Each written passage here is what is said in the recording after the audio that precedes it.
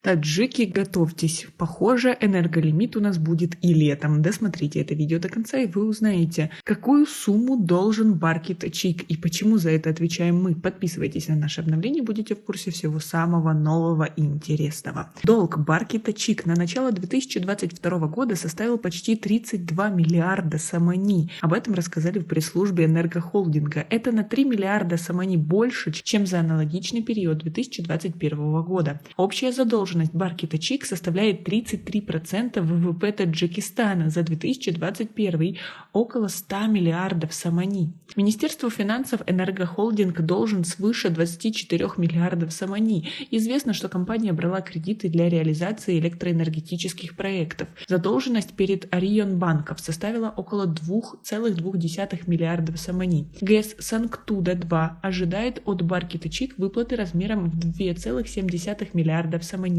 ГЭС-1 – 2 миллиарда самани, Рагунская ГЭС – 630 миллионов, Автоджик Трансгаз – 362 миллиона самани. Кроме этого, Энергохолдинг должен выплатить 215 миллионов самани поставщикам, которые предоставили уголь для теплоэлектроцентралей.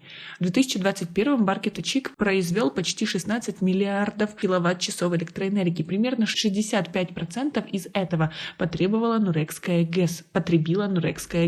Также Энергохолдинг получил 4,5 миллиарда киловатт-часов электричества от Рагунской ГЭС, ГЭС-1 и ГЭС Санктуда-2. Сумма экспорта Барки Тачик в 2021 составила 895 миллионов самани. Это на 371 миллион самани выше, чем в 2020 году. Больше всего ресурсов Энергохолдинг поставил в Афганистан. Республика заплатила за электричество 635 миллионов самани. В свою очередь Узбекистан отдал за ресурсы 260 миллионов самани. Но это еще не все. Как вы относитесь к таким огромным долгам? Ведь на ком они будут экономить? Конечно же, на нас. И, возможно, также продолжит энерголимит. Свое мнение по поводу всего этого напишите нам, пожалуйста, в комментарии. Также стало известно, по какой цене Таджикистан поставляет электроэнергию Афганистану. В ходе пресс-конференции Барки Тачик, представитель компании, раскрыл детали контракта с афганским энергохолдингом Пришна Ширкат. Договор был согласован на встрече двух компаний в столице Узбекистана, Ташкенте, в 2021 году. Так, Афганистан выплатит $0,0465 за киловатт-часов таджикской энергии, подчеркнул представитель Барки Тачик.